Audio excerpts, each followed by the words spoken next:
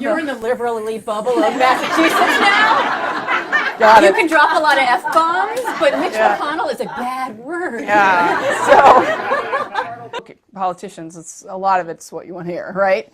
But I think that's the challenge, is that I really want to maintain that character where I'm not going to lie to you. This isn't going to be easy. And I think one of the things that I hate about the Trump era is that we had this candidate who came to Kentucky and came around the country and basically said, you can have it all. Obamacare's terrible. I'm going to fix it. I'm gonna make it better. Everybody's going to get free health care. We're going to lower the debt at the same time. It's all bullshit. And that's what angered me about that. In my opponent, okay, and I don't want to bash my opponent too much, but I was furious today because of this tax bill, right? And my campaign manager dug out a quote from my opponent from 2013. He basically said, when he got into office, he said, "My number one priority is to tackle this national debt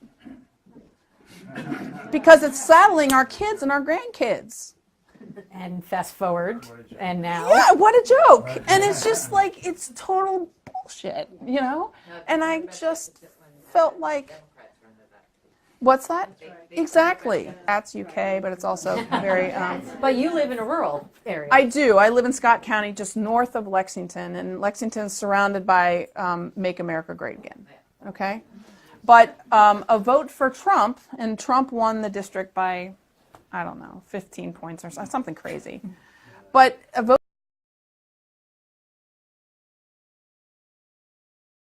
In the 6th district, it's 19 counties. Fayette County and the surrounding Make America Great.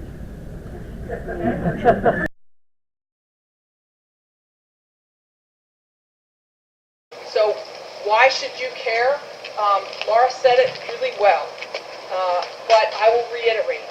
This is about our country. It is not necessarily about Kentucky. The National Coal Mining Museum is sold out.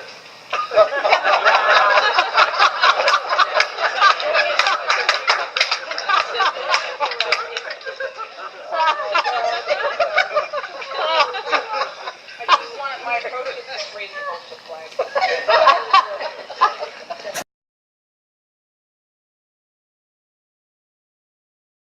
Connect, K-Y-N-E-C-T, connect.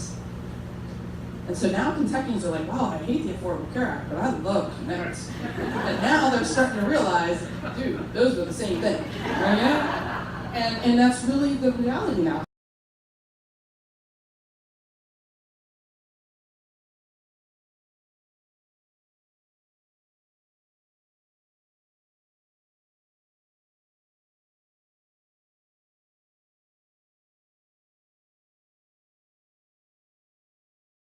So, but to re-emphasize, you believe in the individual's right to own a firearm. I am pro Second Amendment. Including up to AR-15s. I've said that from the start. Okay, and there's no truth to the rumor that you said only the military and the police should own a firearm.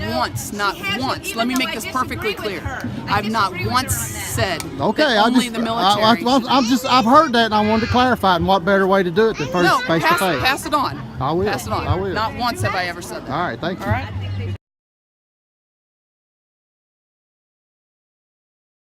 Thank you so much for being here. I'm just curious, especially in a state like Kentucky, what your stance is on gun control.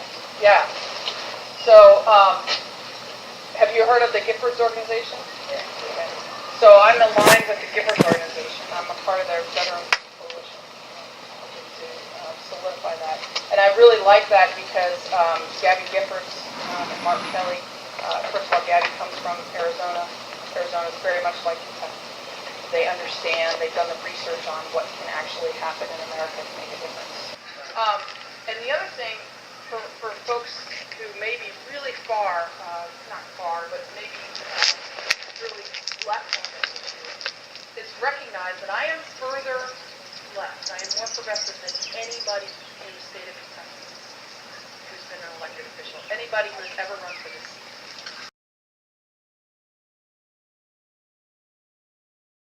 Of Americans and the majority of gun owners already think we ought to do. Why hasn't that been done yesterday? And I'm talking about things like universal background checks. I'm talking about things like banning bump stocks. I'm talking about things like having reasonable restrictions for folks who are mentally ill. Assault weapons ban? You know, with the assault weapons, I think that ought to be on the table.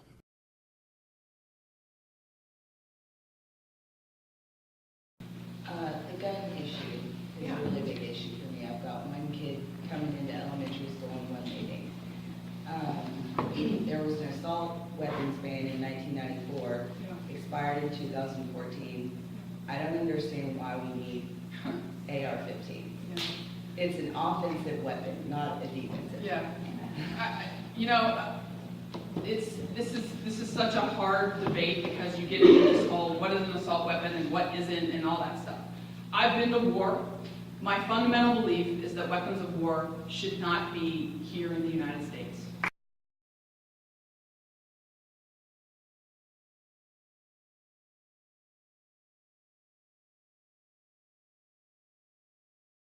We still can deter North Korea. Even if they got a nuclear weapon, it's not the end of the world. Okay? There are 9 nations with nuclear weapons, and we haven't had a nuclear war. Okay? Right now, China has nuclear weapons, and Russia has nuclear weapons. They're not exactly our friends. Pakistan. What India. stops them from attacking us? The fact that we can freaking attack them back.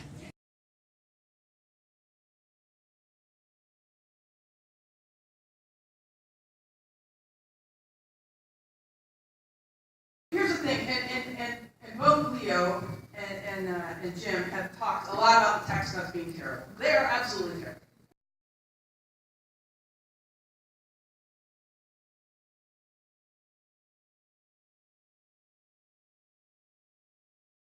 Opposed to tax cuts per se. The problem is we're already in a deficit. We're already in a deficit. Isn't that a spending problem, though, Amy? No, not necessarily. Because here's the thing. So. Well, most of the federal budget, a quarter of it is military spending. And I actually think we ought to increase military spending. Taxes and we're going to get more money. It doesn't make sense. You say it's not a spending issue, but during the Obama administration, the debt went up by over $9 trillion. During the Obama administration, the deficit went up because the economy tanked right as he went into office. See, the deficit is a function of revenue, and it's a function of spending. But our revenue went up those years, though. Revenue did not go up. It did go up. No, it did not. Look, revenue went down. How can revenue go up if the economy tanks? Revenue is a function of the economy. If you look at the charts, spending remained the same. Revenue went down because you had all these unemployed people. If you're unemployed, you're not paying taxes. So that's why the deficit increased year after year after year. And it's actually under the Obama administration, as the economy recovered, our deficit was actually getting smaller and smaller until when? Until now, when we cut taxes. Now our deficit gets bigger. I think.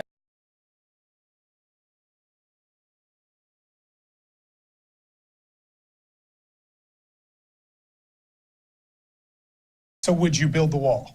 No, I would not build a wall. I can think it's a complete waste of money.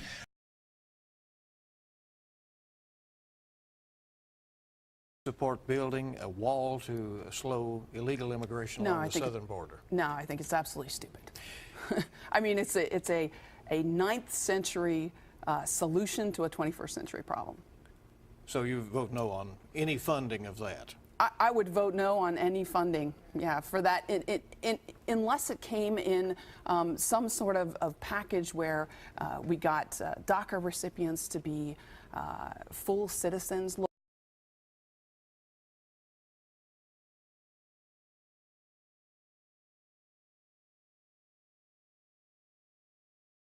On your health care, would you also bring back the individual mandate to help bring prices down? Answer is yes.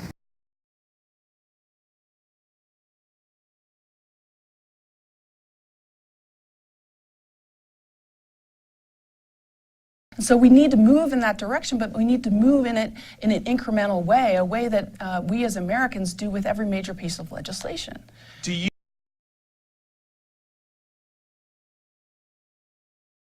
Party is increasingly, and not wholesale, but increasingly, some are leaning more and more towards a single-payer health plan. We just had Representative Jan Schakowsky of Illinois on, who said that is better than fixing Obamacare despite the costs. Do you agree? And if so, are you willing to raise taxes to pay for it? Well, I understand that. I understand that point of view. Here's what I believe. I do believe health care is a right. I do believe it is a right for every American. Just like schools were a right 100 years ago when we decided public schools was something that every American should be able to do. I just want an answer. Is single payer better than Obamacare, and would you raise taxes for it? I think health care is a right. That's not I an believe answer. single payer is, well, I mean, with regards to Obamacare, here's what I would say. I do not think Obamacare is failing. I think it can be fixed, and let's try to fix it. Let's try to do it in the right way. Let's try to put some effort into this, some bipartisan effort, and come together as a country first. And if it can't be fixed, then yeah, healthcare is a right, and we need to fix that problem. That's my #1 issue.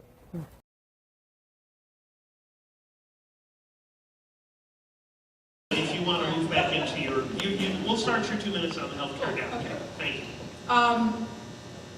If we were to structure a system of healthcare from scratch, zap ourselves back 40 or 50 years, I think single payer would probably be the way to go. There's other countries that have done it, and it's very efficient. It's fair.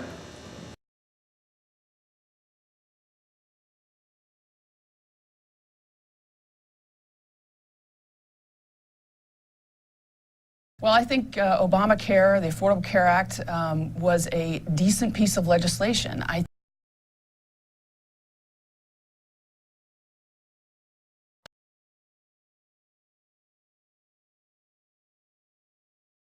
The attitude that we need to throw away the Iran deal.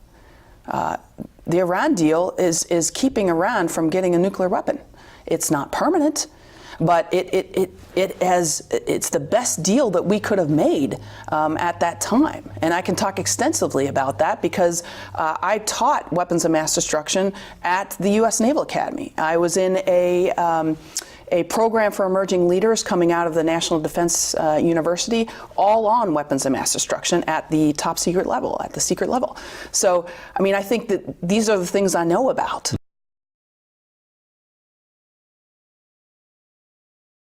Yeah, now that Trump has just pulled out of the Iranian deal, do you think that's going to be a destabilizing event, or how bad could things get in the Middle East? We'll see what the Iranians do. And this is a foreign policy question about the president pulling out of the Iran deal. The Iran deal is very complex, and but here's what I'll tell you. I taught weapons of mass destruction at the U.S. Naval Academy. Okay, I was in a 3-year program called the Program for Emerging Leaders at the National Defense University at the secret level. I know a little bit about nuclear weapons, right? And I've studied the Iran deal. It was not a bad deal at all.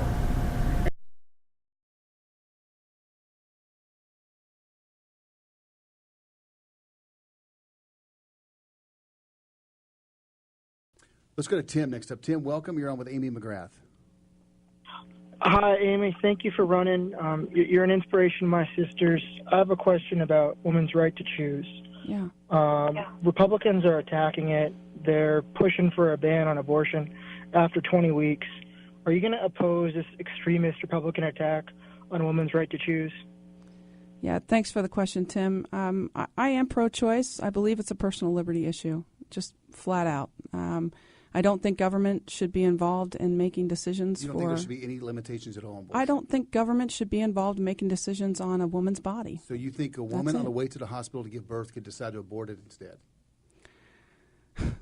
I don't think that government should be involved in a woman's right to choose what is happening to her body. What about the rights of the unborn child? This is a personal issue for me. That's why I'm speaking up here. And I respect that, okay? I just think that government should not be involved in forcing a woman to do something with her body. I mean, that is just not. And honestly, that the conservative Supreme Court has upheld a woman's right to choose. I mean, this is a personal liberty issue. But doctors say at 20 weeks a child feels pain in the womb. I don't have anything to go at you against that, except to say that government should not be involved. You should not be involved. You should not tell a woman what she can or can't do with her body. But see, I think this is the issue. I mean, are you going to force? You're going to force her now to carry that child? You're going to be the one to make that decision. This is a personal choice. Let me come in a different direction. See, I think both sides argue the issue of abortion from different perspectives. See, obviously you see it as a women's health issue. Conservatives say, and pro-life people say, we see it from the position of it's the life of an unborn child at stake. I can tell you, I won't take much time here, but my daughter at 20 weeks, we discovered she had club feet. Okay, we also saw her sucking her thumb. We also know she feels pain. In my view, she's a person then, and I don't. I guess I come back to is when does the life of an unborn child deserve to be protected? I mean, and what I hear you saying, and you correct me if I'm wrong, but I hear you saying is when they're born. Well, I just personally believe, and I'm Catholic, okay? What I believe and what I could do in my life, I can't force on other people. And this is we where have laws that restrict certain behaviors, whether we agree with it or not, whether it affects us directly or not. And in America, we also have a very strong tradition of personal liberty. And for the government to come in and say to a woman, we are going to tell you what you need to do with your body, and not have that be a decision between the woman and her spouse and her protect the life doctor. of the unborn child? I believe that we should protect the woman's right to choose. It is her choice. It's her choice. It's not yours. It's hers. Well, I think that, but you see, the unborn child doesn't have a voice, and I think people should stand up for the unborn child. Well, I mean, I disagree with you. I think it's the mother's choice, and it's her body. And until you want to carry a child, it's your choice if it's your body, but it's her body. Let's go to Ron. Let's talk about immigration. Ron, welcome. How are you doing?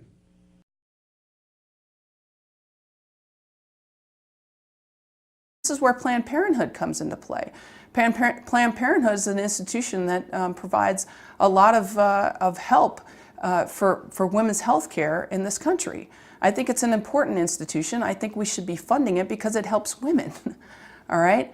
And I just believe that a woman has a right to choose and that we need to fund women's health care in this country.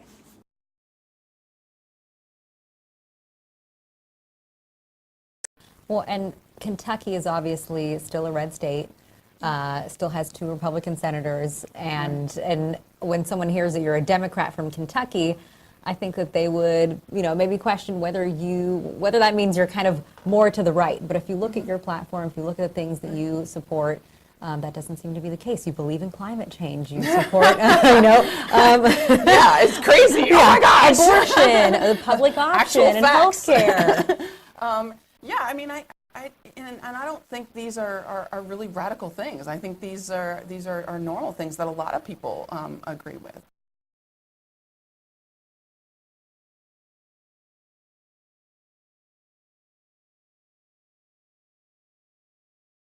Are more conservative than the already conservative Roberts Supreme Court, which is the law of this land, okay, then maybe they shouldn't vote for me.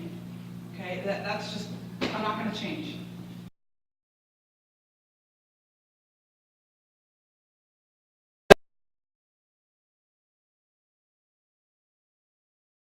Now they can't attack me with being friends with Nancy Pelosi because she recruited somebody else. So, would you vote for her as speaker? I think we ought to look at who's up in the running. And Paul Ryan looks like the biggest other choice. I think, certainly against Paul Ryan, of course. I like what you had to say about having progressive voices in the party. I think that's really important. To me, it's about who's the messenger for this progressive. Who's the best messenger? Right. I mean, I can go to Congress and I can be a voice for all of these issues, and I can go toe-to-toe with any Republican on every guns, national security, environment, you name it, bring it. And I've got the credibility to do that, and I think that's what The Republicans really been attacking anybody in the party that's progressive, like Keith Ellison recently. You know, I think it's important. Now they can't attack me with being friends with Nancy Pelosi because she recruited somebody else. So, would you vote for her as Speaker? You know, I think we ought to look at who's up in the running. And Paul Ryan looks like the biggest other choice. You know, I think, well, certainly against Paul Ryan, of course.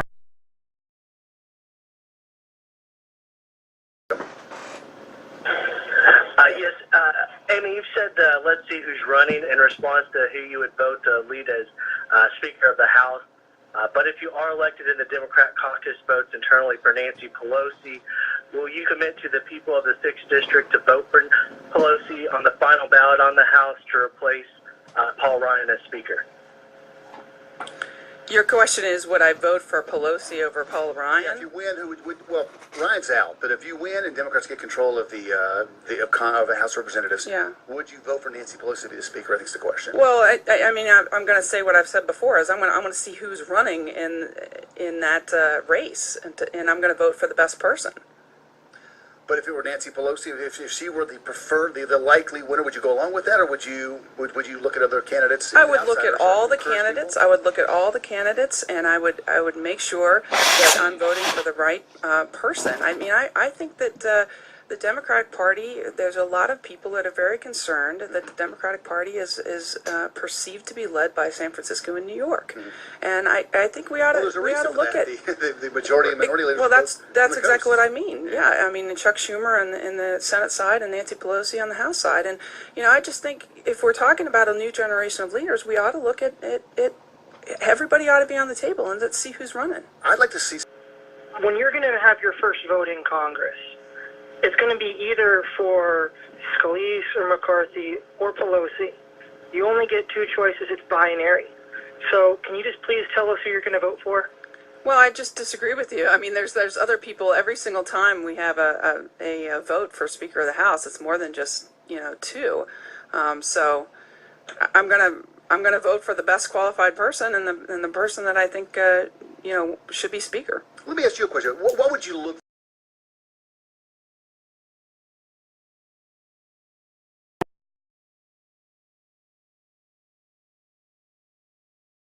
What lesson do you draw from that you think that the trip should be listening to? We're seeing that the well-funded sort of having the establishment backing doesn't really help you. In fact, people are sort of tired of that. They don't trust the Democratic National Party. Many Democrats in Kentucky don't.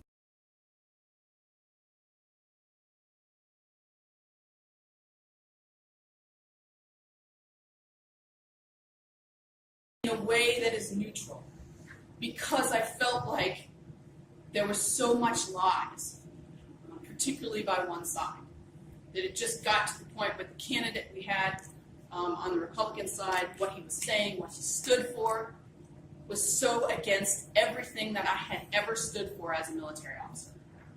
Okay? I was not only teaching them U.S. government, but I was also teaching them leadership. Why character matters, why integrity matters. And then, of course, the results of the election, we have a new commander-in-chief. And that morning I woke up like somebody had sucker punched me. I mean, I felt like, what has just happened to my country? The only thing I can describe, the only feeling I can describe that's any close to it was the feeling I had after 9/11. What just happened? Where are we going from here?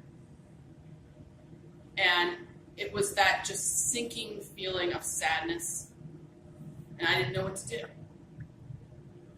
I took a step back within 48 hours of that election, and I basically decided at that point, I got to do something, and I got to do something big. I've always been the kind of person that steps up to the plate. I've always been the kind of person that serves, that wants to serve our country, and I felt like right now, or at that point, I gotta go into politics. I can't stand the lies. I can't stand the politicians who are just clearly, in my opinion, doing what was best for their political party and not what was best for the country. So it was the election of 2016 that spurred this interest in me. But I didn't know when I was going to do this. I have 3 small kids, and I didn't really know where. I'm from Kentucky.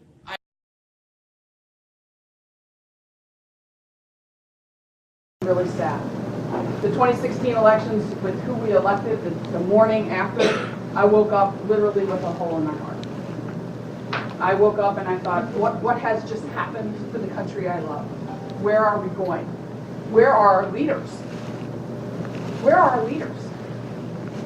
And the only feeling I can equate to that was the feeling I had on 9/11 of, what do we do now?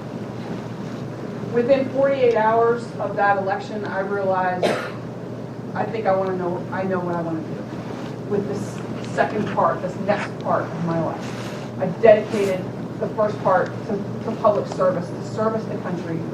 I think we need better leaders in public service. And so that's when I decided I'm going to run. Now the when and the where came a little bit later.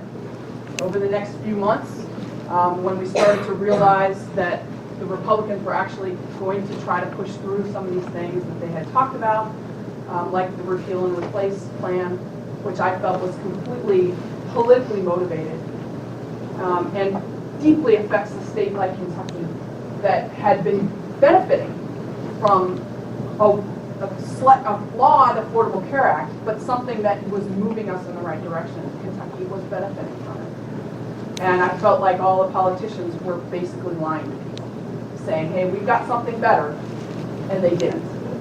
And it was in the spring, it was right around this time last year, when I said, no, I gotta run now. We gotta do this now. My husband, Eric,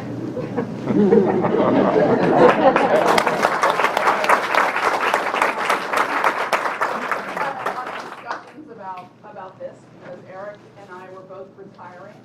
I was reaching my 20-year mark and Eric was reaching his 20-year mark in the United States Navy. And we wanted to move back home. Kentucky.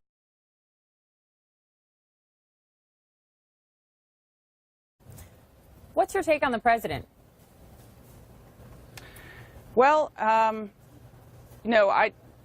when it comes to Donald Trump, I really believe that he has at least surrounded himself with my fellow Marines, General Mattis and General Kelly. I believe in them. I believe in their discipline. And I understand why voters voted for Donald Trump. I get that. But I'm not running against Donald Trump. I'm really focused on running in the 6th District of Kentucky for this congressional race. I'm running for Congress.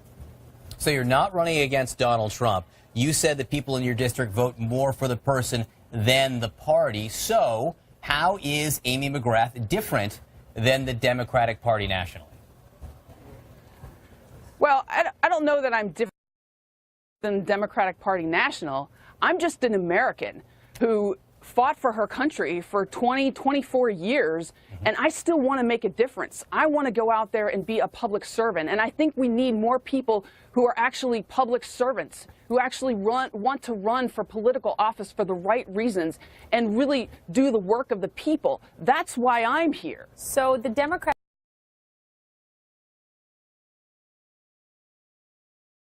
Yeah, I mean, I think, look, the election of 2016 and Donald Trump, whether you like him or not, he changed a lot of us, okay? It changed me.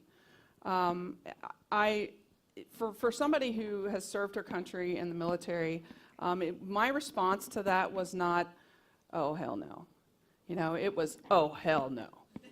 I am not accepting of this. I'm not accepting, not in America.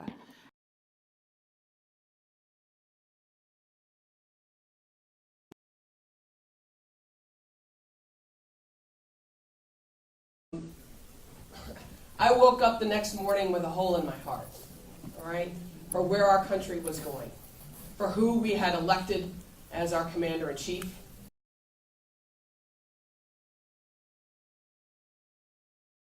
And I'm watching the 2016 elections unfold. And I'm scared for my country and disappointed. The morning after the election, I woke up and I thought somebody had sucker punched me. I was embarrassed for my country in a way that I could not describe. And it wasn't who we elected as much as the candidates themselves and the actual run-up for the election. What had happened to our country.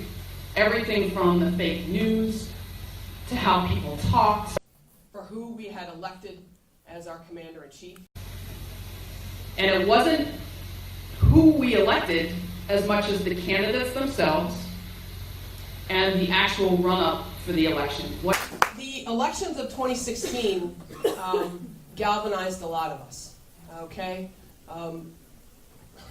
I woke up the next morning with a hole in my heart, all right, for where our country was going, for who we had elected as our commander-in-chief. Yep. Okay?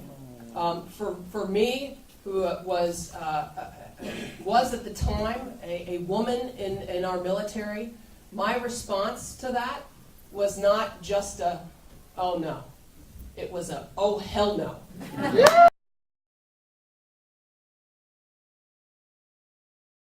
Some people say, are you a feminist? Hell yeah, I'm a feminist. That's I want to go to Congress to be a voice for equality, a voice for inclusion, okay, and a voice for progressive values. Because those are American values.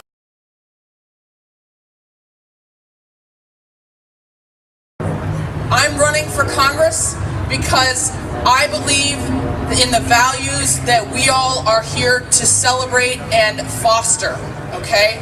And I believe in those values because I myself have been a victim of discrimination in my life, right? As a woman in the Marine Corps, as a woman in the military, there were things that were not open to me at certain times. And we had to fight for them. We had to fight for what was right, okay? And we still need to continue to do that with the LGBT community, all right? We still need to fight for these types of things because discrimination is wrong, all right? And this is the right thing to do.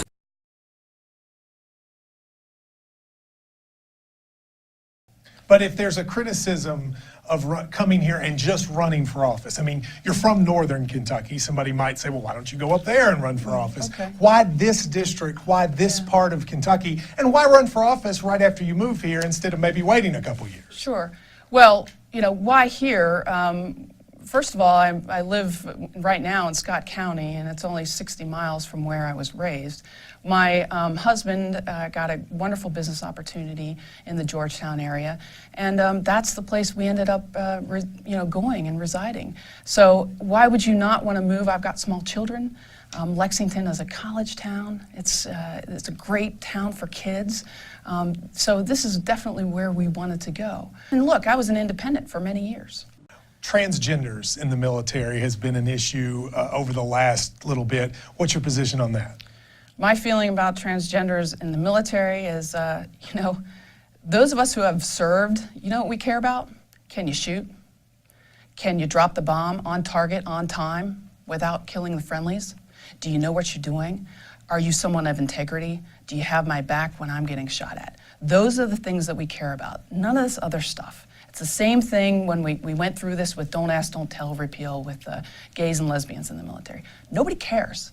And you know what? When they repealed it the next day, guess what? We were still the world's #1 fighting force, and we still are. So you see no reason to? No reason at all.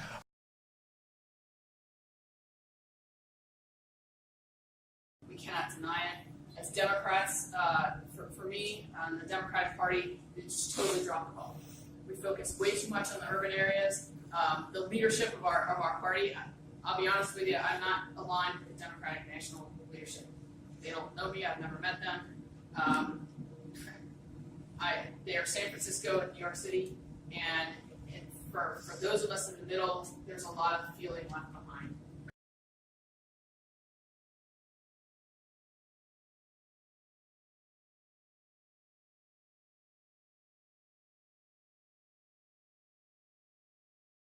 I'll be honest with you, I'm not aligned with the Democratic National leadership. They don't know me, I've never met them.